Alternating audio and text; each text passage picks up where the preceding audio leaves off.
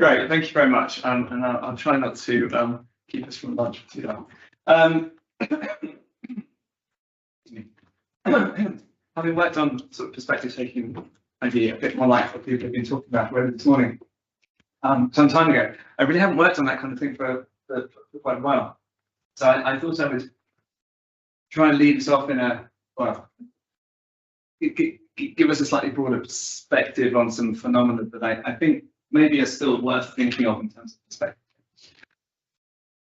but maybe not. But in terms of relevance to what we might be talking about for the next couple of days, I just wanted to think about the sort of processes that might be involved in perspective taking in a very general kind of way. And I think this is something that Klaus might pick up on later, because these are some ideas that we've discussed at various points in time.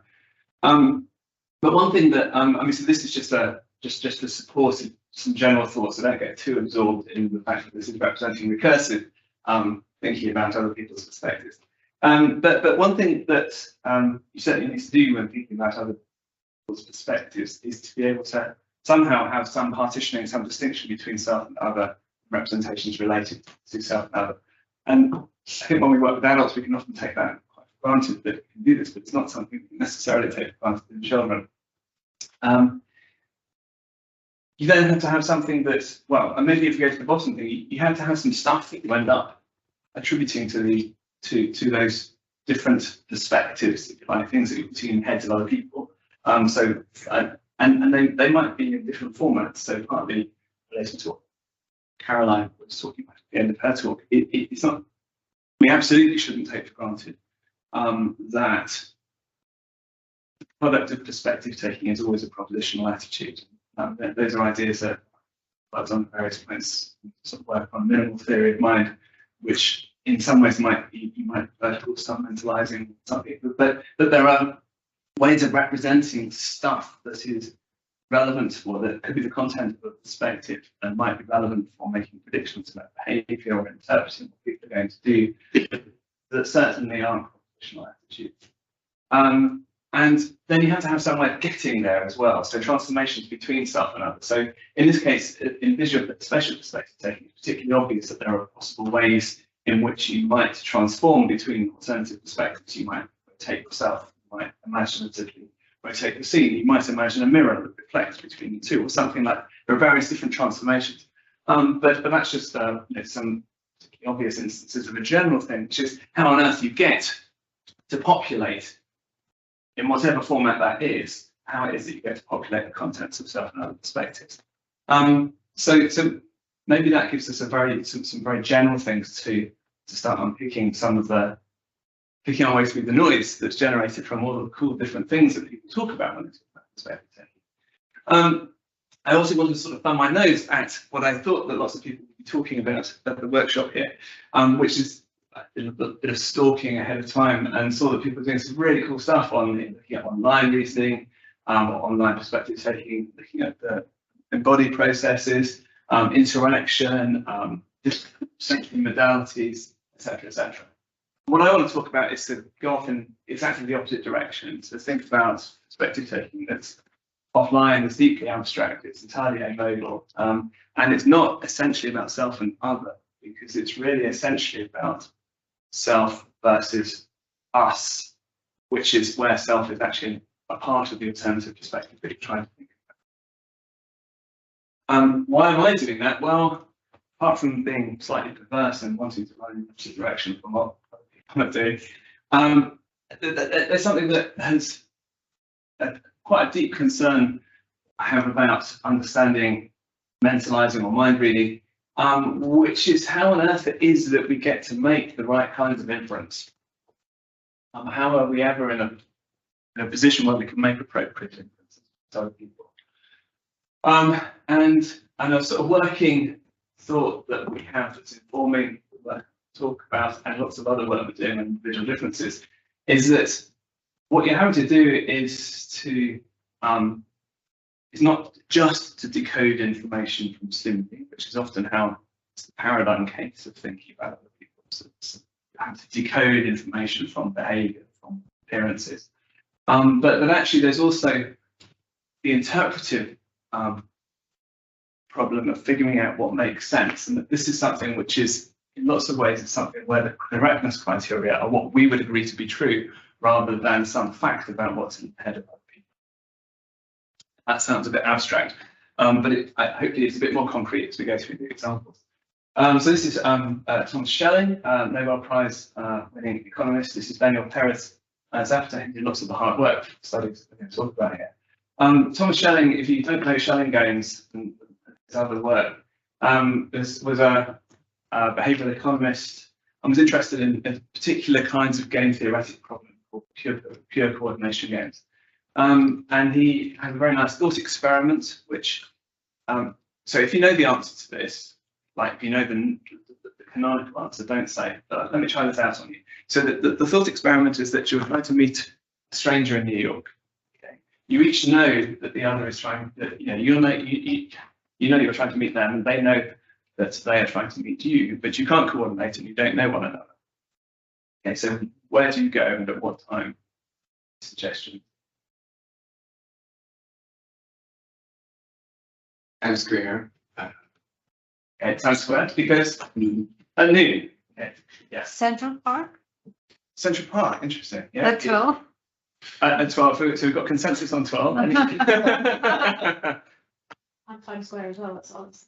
Ah, interesting. So his audience of North American economists all agreed that you would go to Grand Central at 12, Grand Central Station, which actually does depend, and this is, I set it up this way for a reason, it does depend a bit on local knowledge, and that turns out to be perhaps quite interesting and not just a problem.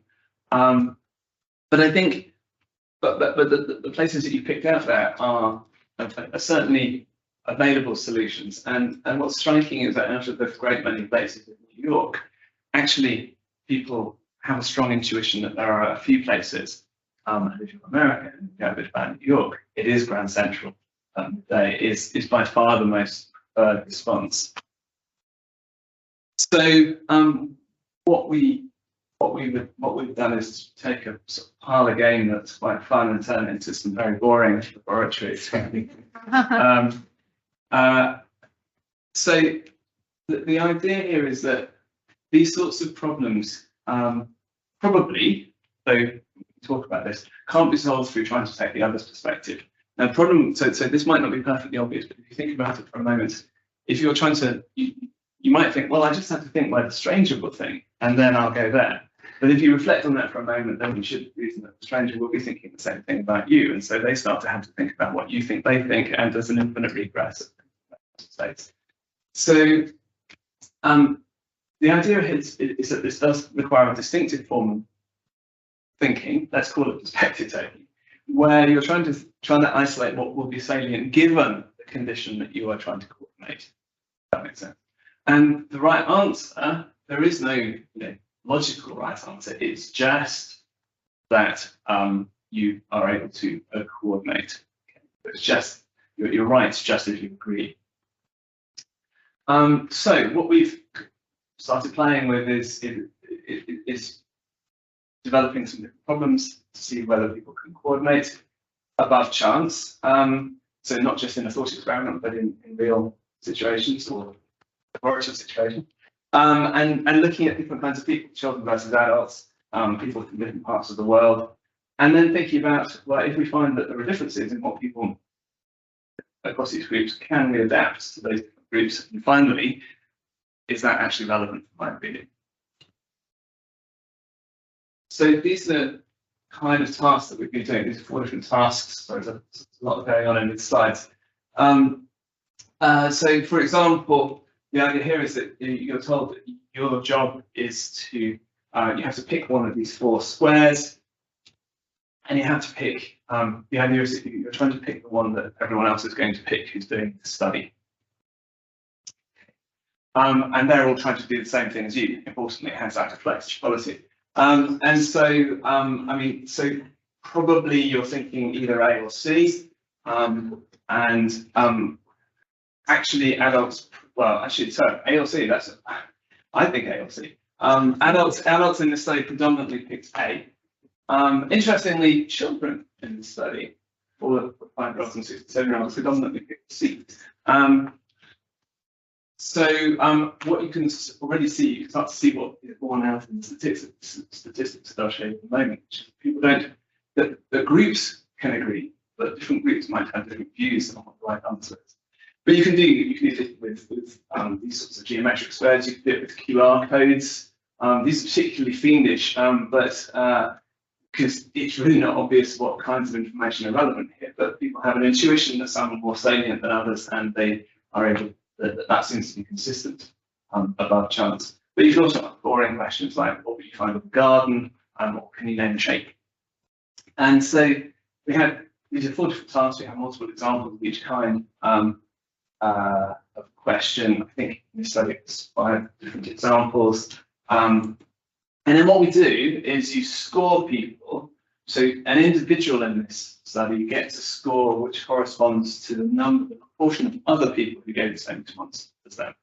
So if you say, if you're a 45-year-old and you say fence is something you find in the garden, then your score for that is 0.24 because 0.24 of other 45-year-olds gave that response.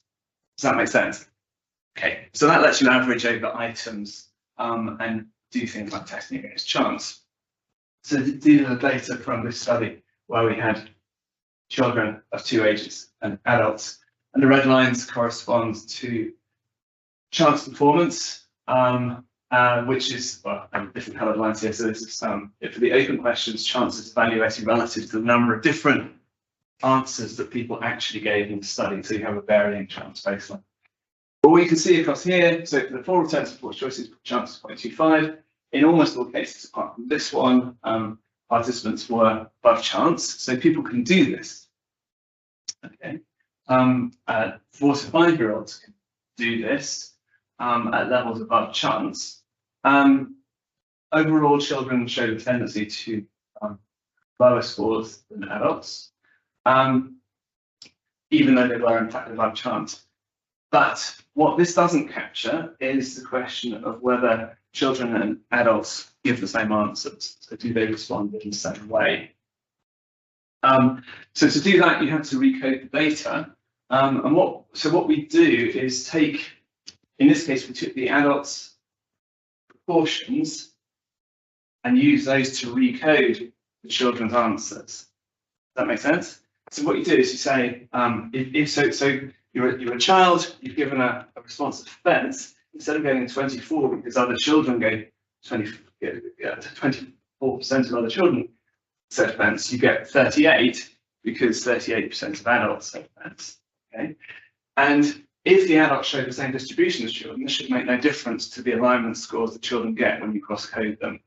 Whereas if the adults' distribution is different, then you should get a different alignment score, probably lower, though not absolutely necessarily.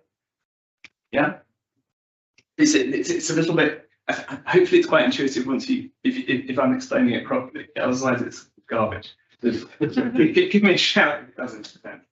Okay, so what we've done here is comparing. So the clear lines are the data you've already seen. These are the alignment scores that you get when you code according to the group's own responses. So I'm going to say clear, so not hashed. And the hash wants to cross-coded scores. Okay, and if there's a difference between the open bar and the hash bar, then that suggests that there's a difference in the way that that children group is aligning on the problem compared with adults. So what you can see is that in 2 cases, there's a clear effect of that kind. In this case, the find visual task, that's the QR codes task. Children were not very good at that already, and they basically end up sort of hovering around chance for this.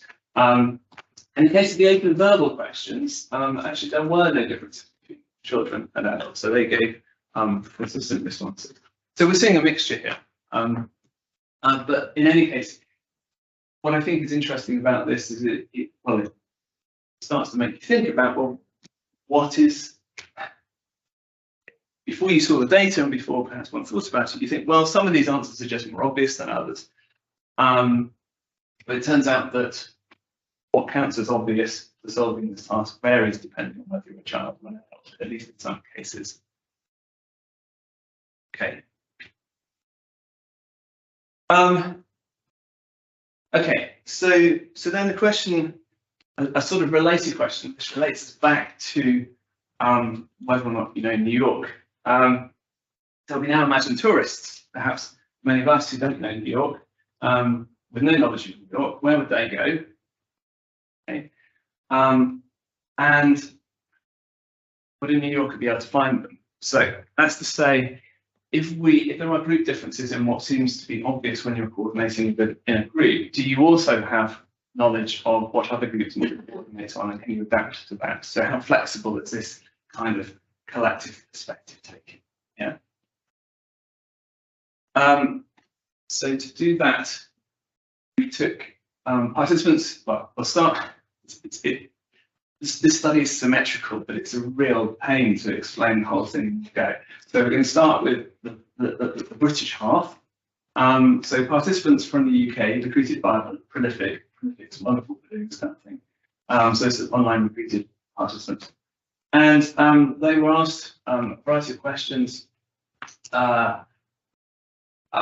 that we selected because we thought it was possible that the answers to these might vary depending on whether you're from Britain or from other places. And you were told that you were either a part of a British group, so half the participants were coordinating other Brits, and the other were told that they were part of a group of participants from all around the world, a global group, and your job was to coordinate them. So first question is whether British participants are capable of changing their focal point, what they take to be the salient answer for solving these problems, depending on who they think they're coordinating with. Okay.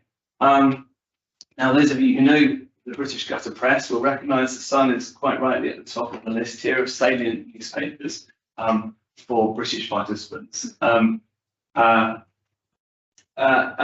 what you can also see is that British people also recognise that people from around the world are lucky enough probably not to know the Sun so familiarly, and so they're rating the Times as the more internationally exposed newspaper, along with the New York Times. Okay, so British people seek to so if you. Where am I going here? What's the next? Yeah, okay, so I'm not giving you the proper stats, I'm afraid. I should say these papers are both draft form, but they're on site, submitted for publication. So if you really want the raw details. So these distributions differ from chance, so people can, that's to say, British people can agree among themselves on what they would say coordinating among Brits or among people from the world.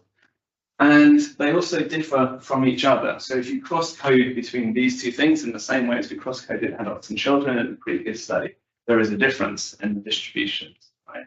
So obviously I cherry-picked this because it nicely illustrates the pattern, but overall of the different 30 questions, this pattern was reflected statistically in the data. So people do change what they do. Of course, they could be getting this wrong, right? So British people could change what they think. People would say from all around the world, but do they get this right? So to do that, we need the other half of the data, which we collected from participants all around the world. So this was we attempted to have a representative sample based on geography from different continents and countries within those continents. It was not a massive sample, only it's that 50 participants in total, but it is geographically representative as far as it goes. And what you can then do is take this as a ground truth, right? So now you have global participants coordinating with global participants. They're told you're playing this game with people all around the world, and so now we know what global participants say when they think they're coordinating with global participants, which turns out to be about chance. Likewise, when they're coordinating on what they think they would do if they were coordinating just with British participants, also about chance. But the important thing is that we can now say, we can use this as the ground truth for evaluating whether Brits get it right when they try to coordinate with Johnny Foreigner. Sorry, I'm afraid that's what we call. Sorry. So do Brits get it right when they're trying to think about people more about the world? I think there's actually well, for this one, so what we can do is compare the alignment score between, sorry, this is very small now, but between when you cross-code these two scores according to the global scores, if you find a difference and it's in the right direction, that suggests people are doing it right, and that's what we find. And sort of for completeness, you get the same, the mirror pattern of the global sample. So that's to say, global participants, and in a way, I'm more impressed by this because it requires rather more specific knowledge than the generic knowledge of coordinating with a heterogeneous global group. The global participants also have a sufficiently clear idea about what to coordinate. They shift their choices in the right direction. Okay, so tourist lost in New York would go somewhere else, but New Yorkers would have at least a chance of finding suggest. So very briefly, because I'm conscious of time, we have started to look at individual differences in these kinds of abilities, and are looking to relate that to people's performance on mind-reading tasks. So for this study, we developed some social tasks as well as these non-social tasks. So both tasks are social in the sense that you're having to imagine coordinating with a social group, but these are social in content, whereas these are not. So the idea here is that you're asked to pick you see a face, and you have to decide whether this is a power drill guy, or a barbecue guy, or a 3D box guy, or a polling bike guy. And you have to pick the one that you think other people are going to. You have to, the coordination choice, not just your own personal belief about this. Again, people are really quite good at doing this. Social scenes, same kind of thing. So you see a social scene, there's no right answer about these things, but there are alternative interpretations, and you have to pick the one that you think most people are going to agree upon. And these are the same as before. These ones, I had quite a large number of items and showed quite good measurement properties. So there was moderate reliability, but the shared variance between these was significant and quite nicely nicely distributed.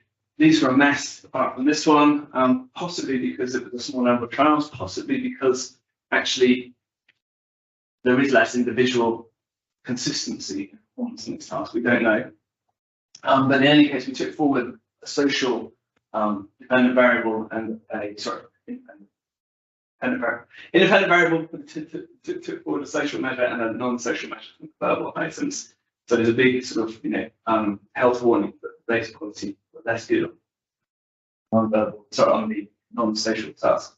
We used the movie assessment of social cognition, which is an imperfect test of advanced mind reading for adults, but possibly the best market. So participants did these and a bunch of demographic and control things as well. So very briefly, we controlled for age, sex, and verbal ability. We then entered the open-ended verbal non-social task. In the second step in the regression, that doesn't account for any variance in performance. But if you then add in the social alignment task, that predicts a significant amount of variance in performance in the mask. Like I say, I think this is sort of early days, but I think this is our sort of first attempt at doing this. And what this is looking like then is that alignment for socially relevant content seems to be predicting people's performance on a mind reading task. Okay, so where do we get to? People are quite good at doing this highly abstract second person perspective taking. I think what's important about this is there's nothing, it's not modality specific, it's not essentially visual or linguistic. it's they don't lose themselves, but they're having to represent themselves versus a self in a group. So it's not self versus other. And this is with unknown people, and it's with groups, not with the minimum is a group of two, yourself and somebody else, but we would run this with groups as well. I think what's in relation to this question, I guess my motivation going into this is it helps separate out perhaps some questions about, or at least it's providing some ways of separating out questions about the contribution of, if you like, decoding versus interpreting when we are thinking about other people's mental states. So yeah, from a stimulus like this, well, first I have no idea what the right answer is. I don't even know, these were publicly available images from the web. Clearly there is social information in the image to be decoded, but I think it's equally clear that when we evaluate these alternative answers, we're bringing a lot more from our background knowledge to bear on the problem, and it isn't pure decoding stimulus. But once you start to think about interpretation and how you evaluate that, you need to have evaluative criteria.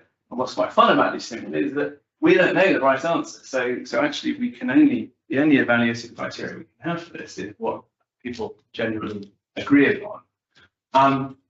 And here's the deep breath bit, which I'm quite interested in the idea that actually some of our advanced mind reading abilities, this isn't just because we don't know the right answer, that this genuinely reflects something that we do when we're doing mind reading, which is not just trying to decode the right answer, but we are actually anticipating what would be agreed upon as the right interpretation, where we're able to discuss that with other people. So there's something essentially social, essentially discursive, if you like, about what counts as a good answer in this domain. That's the slightly wild bit.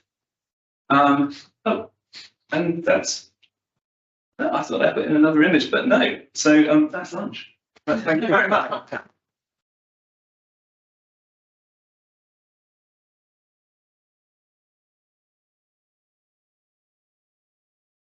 What questions if anyone wants to ask me? But, I think there's one here.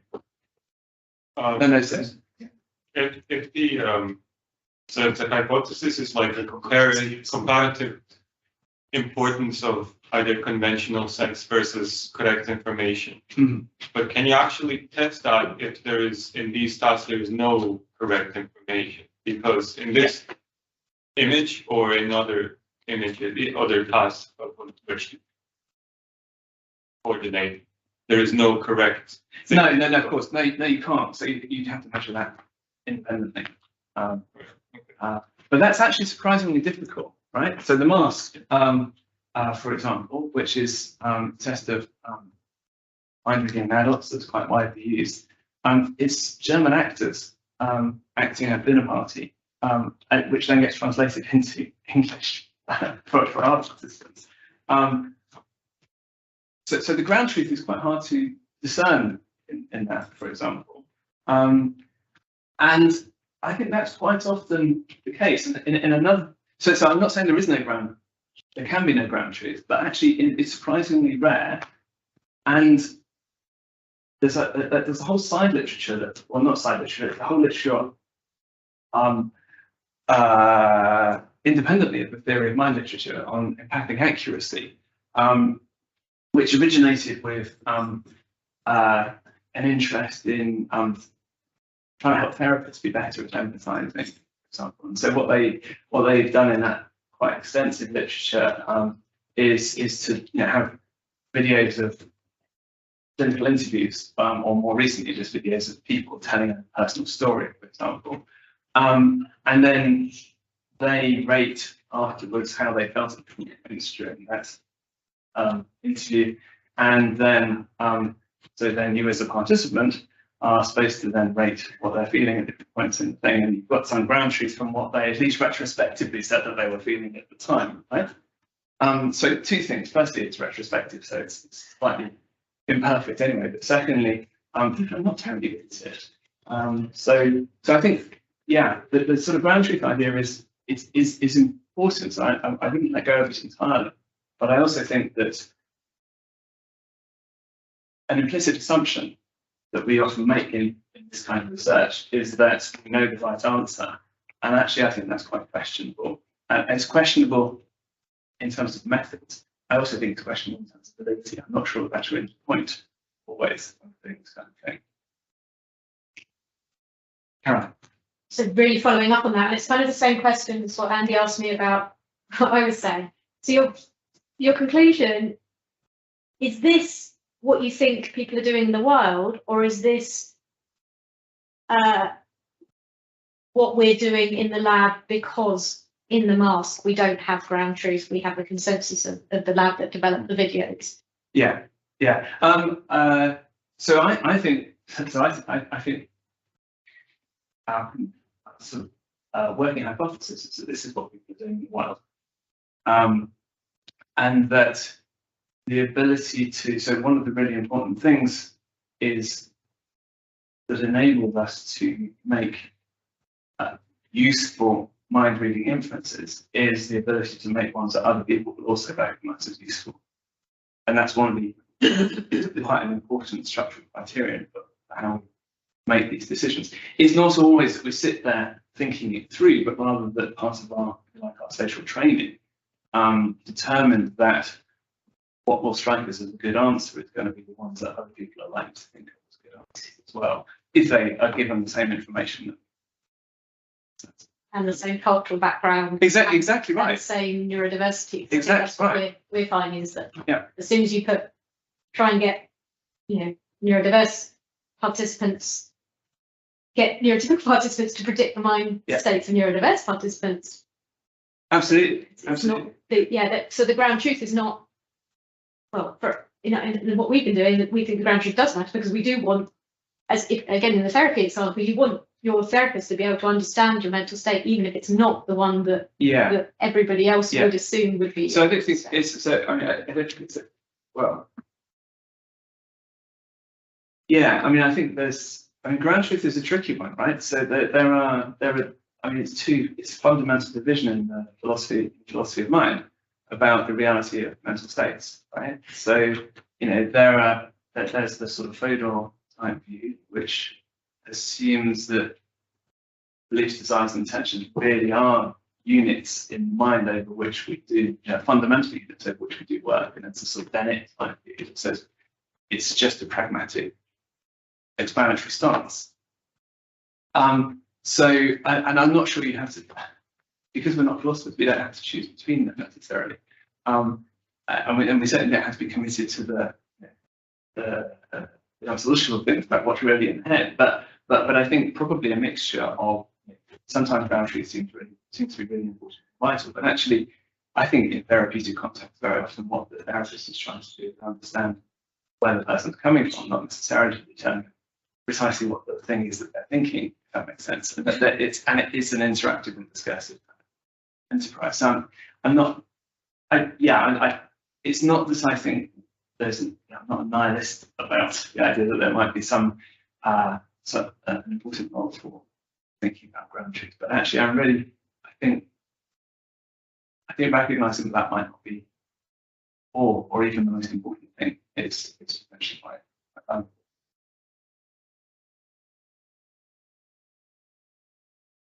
Right. Maybe short. Sorry.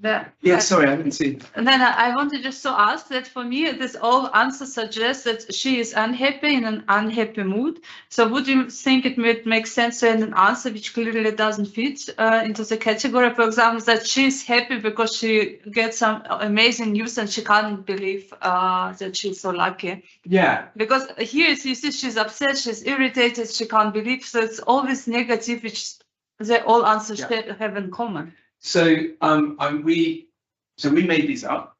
Yeah.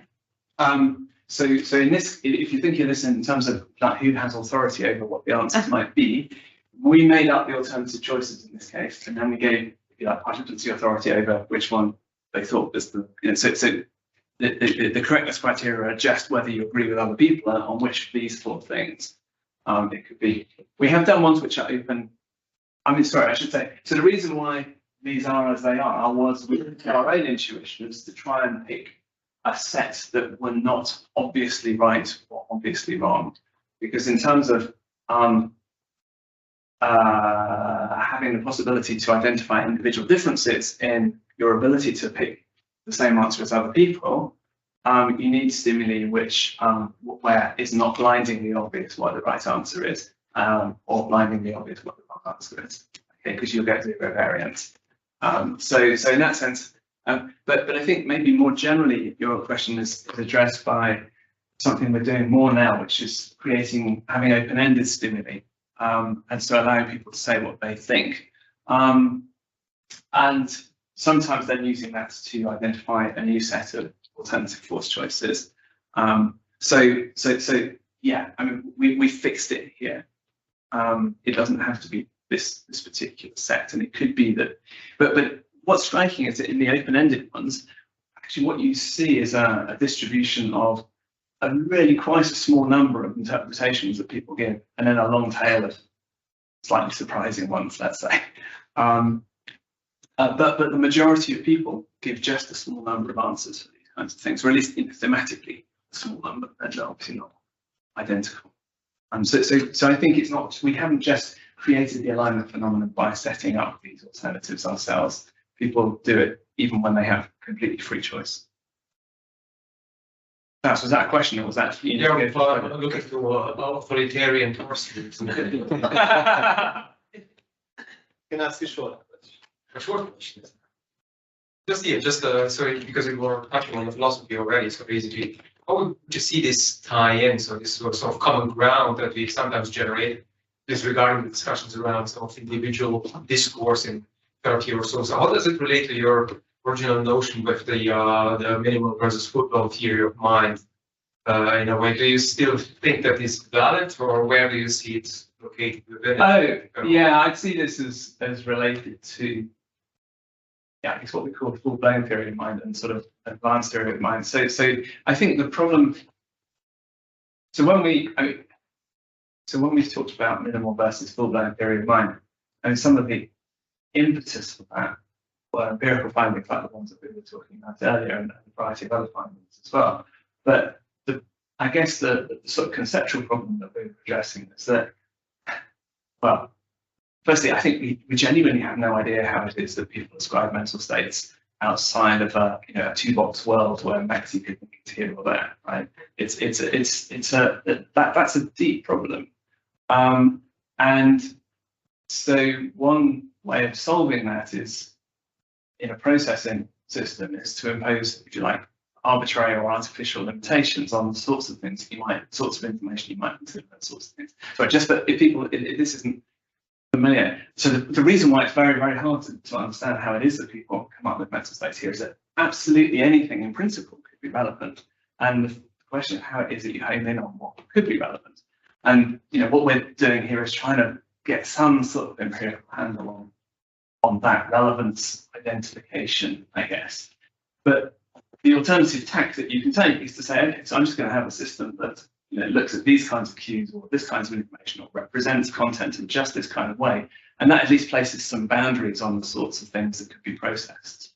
So I see this as still part of the same picture, that minimal theory of mind addresses these kinds of concerns in a completely different way, whereas this is the scary bit where you think, how is it that people solve a potentially unbounded